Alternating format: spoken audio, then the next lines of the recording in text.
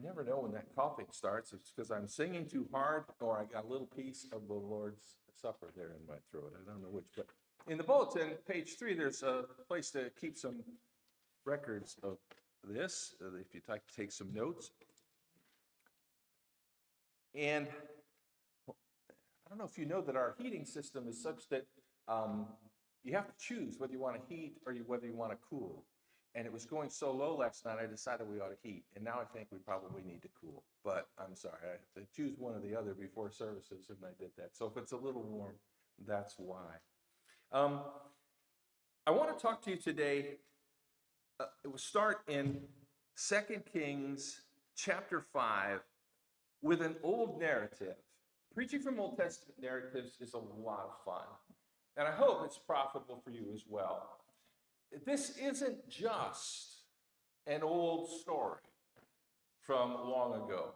There are so many aspects of this story that are relevant for us today, that are amazing for us today, that I think it's worth considering. And I want to talk in this narrative in 2 Kings chapter 5 about 7 different hearts that you'll encounter here. And this is about the heart. And this is about restoration.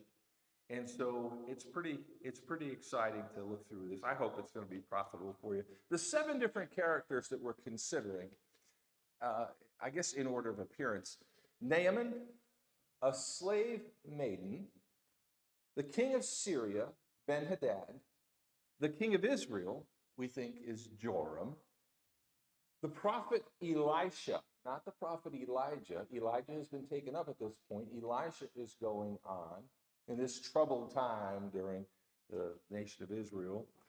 Naaman has a servant, unnamed. We just know that he's his servant. Like the servant maiden was unnamed as well. We don't know them. We know them by their work, not their official name. But then finally, another person who was with Elisha in this camp, these men of God, and his name is Gehazi. So these are the ones that we're going to talk about, and I just want to work through the narrative with you, and I'm going to give you a little line each time to keep track of. In the center column there, just the verse in the chapter that we're considering. So Naaman is introduced to us in 2 Kings 5, verse 1. Naaman, commander of the army of the king of Syria, was a great man with his master and in high favor, because by him the Lord had given victory to Syria. He was a mighty man of valor, but he was a leper. This is an amazing way. It kind of reminds me of in Acts chapter 10, we're introduced to Cornelius, and in just a couple of words, we get so much information about this individual. Same way here with Naaman. We learn so much about him in just one verse. He's the right-hand man, evidently, and we'll see that literally as we go on, that the leader, the king of the nation, when traveling, walking around, especially when he walked to worship, he would lean on Naaman's arm. So he was literally at the right hand of the king. He was very highly esteemed by the king. But then at the very close of this, it just kind of mentions almost in passing, he was a leper. Now, what that signifies is hard to explain in a nutshell how extensive having leprosy affected your life. You read about leprosy in the scriptures. You know there's lots that it's said about it. But I'll just offer up for you one commentary on it that we don't go to too often, but I think stands pretty well for the rest of them. This is in Numbers chapter 12, verses 10 through 12. We mentioned this morning in the class that there would be some times when Moses' leadership was challenged. And at one point, it was challenged by his own sister, Miriam. And God said that the appropriate answer or response for Miriam challenging Moses was for her to have leprosy. And so this is when God puts leprosy on Miriam. Read with me Numbers 12, verses 10 through 12. Keep your finger there in 2 Kings 5. But When the cloud removed from over the tent, behold, Miriam was leprous like snow. And Aaron turned toward Miriam, and behold, she was leprous. And Aaron said to Moses, "Oh, my Lord, do not punish us because we have done foolishly and have sinned. Let her not be as one dead, whose flesh is half eaten away when he comes out of his mother's womb." What a terrible description of a terrible problem. Leprosy, there's a lot you see in the creative stuff about zombies these days, but those with leprosy were in a way like the Walking Dead. They were considered as dead. They were put away. You didn't get close to them, especially the Israelites didn't. But I guess in this culture where he could continue to function. He's the right-hand man to the king. And I saw a depiction in a movie one time, a fellow who was supposed to be a leper just was covered with a kind of a gauze completely, so you couldn't see him at all. I mean, he could see out from under the gauze, but you couldn't see him because of his leprosy. But the skin falling off, that's the kind of thing we're talking about here. It's a serious affectation. It changes how people look at you. It changes where you can go. It changes your outlook on life, I would think. And so a huge thing. Amazing that he's so well appreciated because he has this terrible problem. He's serving at a very high level, though he's very sick. The next character of note, verse 2, it says, "Now the Syrians on one of their raids," and they did that occasionally, going on with David used to raid the Philistines, and so people would go and they would raid, and they'd take and plunder that they could get. On one of their raids, they carried off a little girl from the land of Israel, and she worked in the service of Naaman's wife. Supply the outrage there. Can you imagine somebody just marauding into our neighborhood, taking a young girl and forcing her into slavery? That's what happened. She was grabbed up in a raid and was compelled to serve Naaman's wife. What do you think your attitude would be if you were conscripted and kidnapped and conscripted in such a way? How would you respond? Would you be tenderhearted enough to share news of healing that's available to your slave master, to your slave master's husband? This girl does that. In verse 3, she said to her mistress, "Would that my Lord were with the prophet who is in Samaria. He would cure him of his leprosy." Well, this is an amazing thing. No doctor could do that in that day. No one could do that in that day.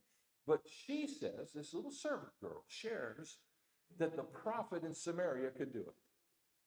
He could heal Naaman of his leprosy. Well, this is a marvelous thing. This is a great opportunity, and bless her heart that she cared enough to share this information. In a situation like that, carried off, forced into slavery, do you think you'd get better or you'd get bitter? I think I'd probably get bitter. But she seems like she's not bitter, and she's ready to help. She shares this information that sets up the whole rest of the narrative. Praise her for sharing that healing ability. Well, the information comes to the king. Naaman went in and told his lord, "Thus and so spoke the girl from the land of Israel." King of Syria said, "Go now, I'll send a letter to the king of Israel."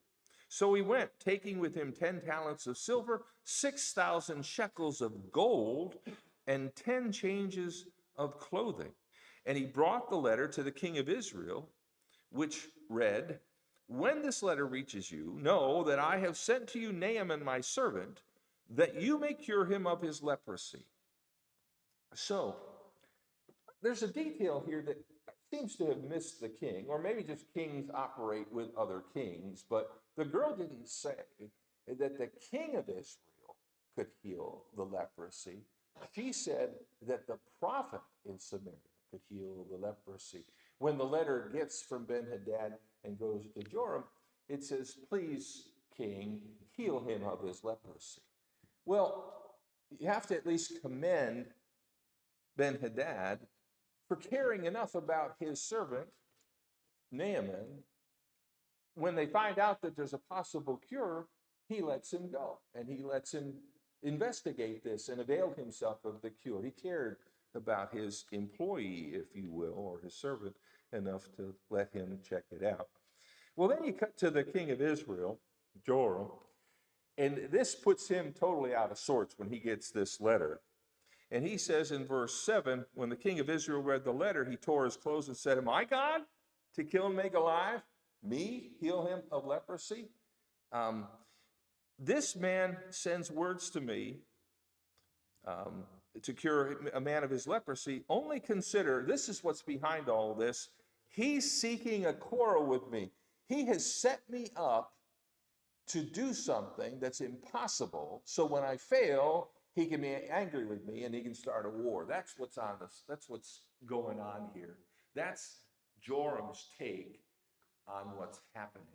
You know, sometimes when we're studying, I ask you to evaluate, is this a faith response or is it a fear response? What do you think his response is here? This is a fear response, isn't it? He just loses his cool completely. The king of Israel, what am I going to do? He's trying to start a war. Well, that's when Elisha comes introduced into the narrative in verse 8. When Elisha, the man of God, heard that the king of Israel had torn his clothes, he sent to the king, saying, "Why have you torn your clothes? Let him come now to me, that he may know that there is a prophet in Israel." That's where he should have been sent in the first place. That's what the little slave girl said would be effectual. Get him to the prophet. So somehow Elisha knows the king's in trouble, and he says, "Just send him over to me." And so that's what happens. He cares enough to intercede and invite Naaman to come to see him. And so in verse 9, Naaman came with his horses and his chariots, and he stood at the door of Elisha's house. Now, Elisha didn't even come out himself to see him. It says in verse 10, Elisha sent a messenger to him saying, "Go and wash in the Jordan 7 times, and your flesh shall be restored, and you shall be clean." All right, there it is. Just a word from Elisha on what he has to do. The Jordan River, closely situated to where they are, not too far away. Go, dip 7 times, and you'll be clean. This scourge, this pox that's been upon you, this leprosy, will be gone, and you'll be restored. God can do it, and he's going to do it that way. There's the command. Go and do this. What he does in response is shocking, I think. Instead of saying, "Great, I'm going to get right on that. I really want to be healed." In verse 11, but Naaman was angry and went away saying, "Behold, I thought that he would surely come out to me and stand and call upon the name of the Lord his God and wave his hand over the place and cure the leper." You know, I was expecting a lot of fuss. I wanted a big show. This is a big deal. Let's do something, much bigger. And then about that river he sent me to, the Jordan, in verse 12. Are not the Abana and the Pharpar, the rivers of Damascus, better than all the waters of Israel? I don't know if you've seen any pictures or been there yourself to see the Jordan, but it seems like it's just a muddy little thing that cuts through the countryside most of the year. Not anything to brag about. And he says, if it's about dipping in a river, we got a lot better rivers back home. And so he's just kicking at what the command was for him to be cleansed. He was disappointed with how simple it was. He was disappointed with how muddy the river was. And he just refused. He just said, "I'm not going to do that. That's not how I want to be cleansed of leprosy." So thankful for Naaman's servant in verse 13. And may I always have in my life someone who can be reasonable when I am not. And that's exactly how this servant blessed Naaman. In verse 13, his servants came near him and said, "My father, it's a great word that the prophet has spoken to you. Will you not do it? Has he actually said to you, wash and be clean? Is it really that simple? And you're kicking? And you're refusing? What's the matter? Didn't he say you could be cleansed of your leprosy? Why would you not do it?" And so that speaks some sense, kicks some sense, if you will, into Naaman. So in verse 14, he went down and dipped himself 7 times in the Jordan, according to the word of the man of God. And his flesh was restored like the flesh of a little child. And he was clean. This is an amazing thing, dear ones. This leprosy that troubled so many, and when it came upon you, I mean, sometimes it could leave. Look back at Leviticus chapter 13 where it talks about it. It could go away sometimes, but mostly it stayed and disfigured and changed your whole life. For it to be gone just like that upon dipping 7 times in the river was a truly amazing, amazing thing. And what gets me as we go on is it didn't just affect Naaman's skin. It affected Naaman's heart as well. We see some different multiple restorations here as you go on through after he found his obedience.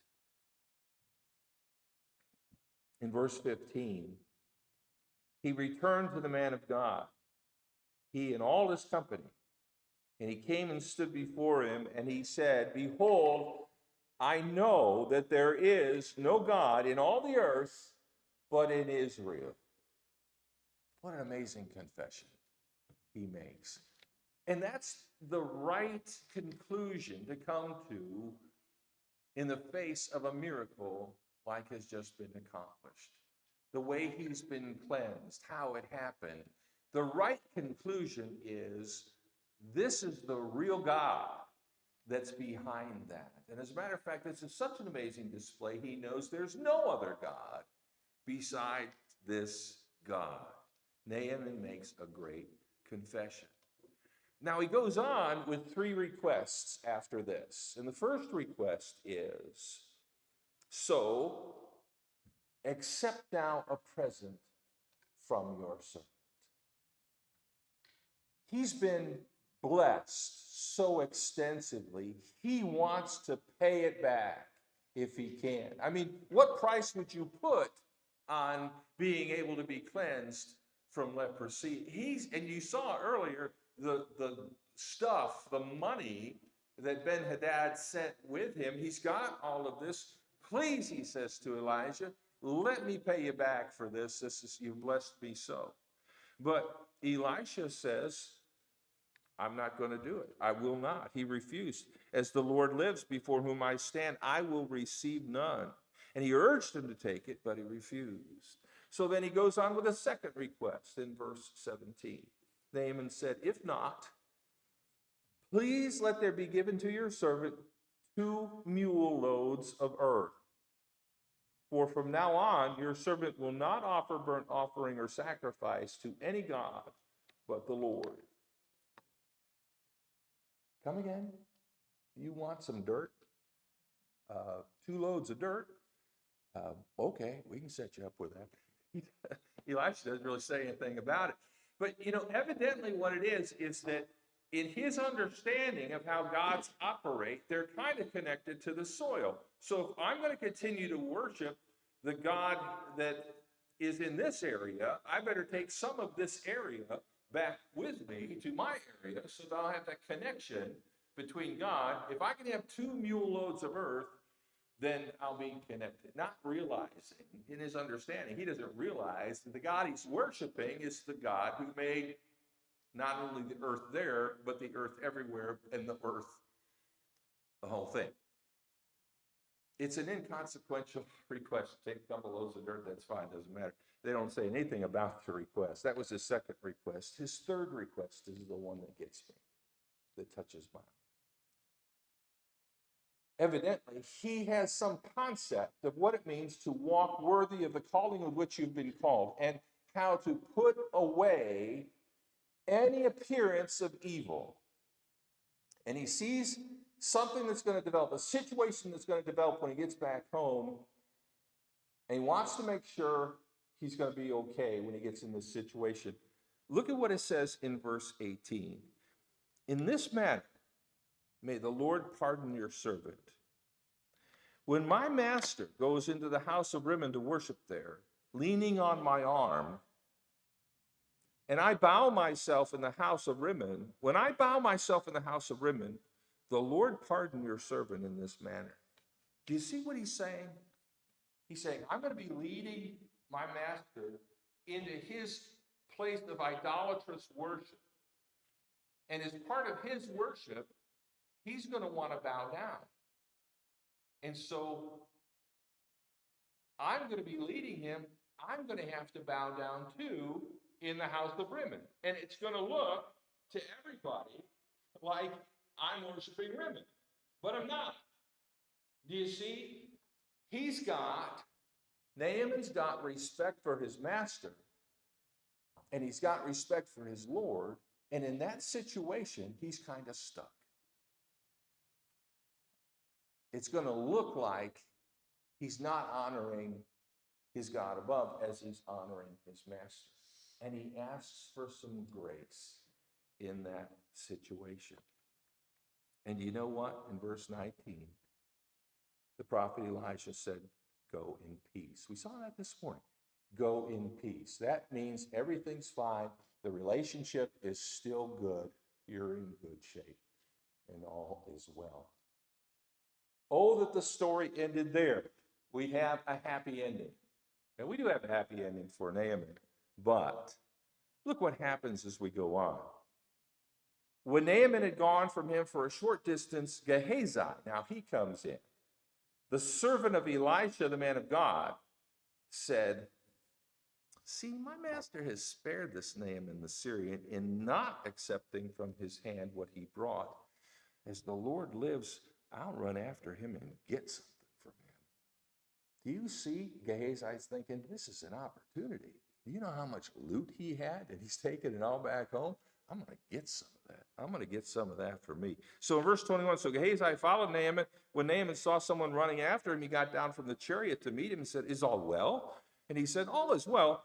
My master sent me to say, there have just now come to me from the hill country of Ephraim 2 young men of the sons of the prophets. Please give them a talent of silver and 2 changes of clothing. And Naaman said, be pleased to accept 2 talents. And he urged him. He tied up the 2 talents of silver in 2 bags with 2 changes of clothing and laid them on 2 of his servants. And they carried them before Gehazi. And when he came to the hill, he took them from their hand and put them in the house. And he sent the men away, and they departed. And that's his attempt to conceal what it was that he had done. But then he goes in verse 25 and stood before his master. And Elisha said to him, where have you been, Gehazi? And he said, your servant went nowhere. You see how easily the lies come? How many times has he lied already? And he said, your servant went nowhere. But he said to him, did not my heart go when the man turned from his chariot to meet you? Was it a time to accept money and garments, olive orchards and vineyards, sheep and oxen, male servants and female servants? Is it an appropriate time to do all of that? Of course, the answer is no. But then verse 27, the punishment for what Gehazi has done. Therefore, the leprosy of Naaman shall cling to you and to your descendants forever. The scourge that Naaman had been cleansed of now comes not only on Gehazi, but his family, and not just his current family, his descendants forever. As long as that line of family lived, they would be affected by leprosy. Do you see what happens in this? Do you see what a figure this is for our life and our relationship with God? There are a lot of smaller characters in this narrative. The slave maiden, the king of Syria, the king of Israel, Naaman's servant. They all have a role to play. It's interesting to see their hearts, I think. You see the slave maiden serving and caring, even though she's bound in slavery. The king of Syria sought the best for his trusted servant. The king of Israel, fearful, suspicious, a fear response instead of a faith response. Naaman's servant, a reasonable person in a time when his master was upset and irrational. The prophet Elijah in this story seems to me like God. Think about it. He's set apart. He hasn't gone anywhere. He hasn't really interacted with anybody personally. He's just sent word and sent messengers. Somehow he knew what was going on in the king's palace. Somehow he got a message through a messenger to Naaman. Somehow he knows what Gehazi did when Gehazi was far away. The all-knowing nature of God seems to be in Elisha in this story. And he's also the one who says, here's how you can be saved. That's what God does, right? He says, here's how you are to be saved. Elisha kind of stands as a type of our Heavenly Father in this story. And we don't see him make any mistakes. It's just uncompromised service. Naaman, I just love watching him work through this situation, his hope being met with disappointment. It's less than what he expected, but he comes around, and he comes around in a big way. He's so thankful. He wants to give a gift back. He wants to repay God. He wants to make sure he continues to worship God, and he wants to avoid any appearance of him worshiping anything else. Not just his flesh is regenerated, his heart as well. And then there's Gehazi. And what a terrible decision this man made. He decides to lie. He decides to be greedy. And he decides to choose what Elisha has refused. And dear ones, even if we don't understand why God has forbidden something, he's forbidden it. It's sin. And if we choose sin after God has forbidden it, we, like Gehazi, will find loss and destruction and a curse that won't just stop with us, it'll go on and on. It just seems amazing to see how Gehazi's heart was so greedy and how it led to so much trouble. 7 hearts in the story, dear ones. Which one is yours most like? Which person is your heart most like? I hope you've got a heart like Naaman. I hope that you're putting God first and trying to do that every day of your life. I hope you're not like Gehazi with an evil heart and a corrupt heart, choosing what God has refused. Know that, like it happened to Gehazi, if we choose sin, God will send curses and take away even that which we have. And it's a great lesson for us. I hope this has been helpful to you. I see a lot of encouragement in this. Hope you're encouraged as well. We always make a time when we're together to get right with the Lord, and this is that time. If you're subject to the call, God asks that we give him our hearts, and that's what we're going to be singing in this song, number 817. He's going to be asking, give me your heart. If you can respond and do that, won't you come while we stand and sing this song? Give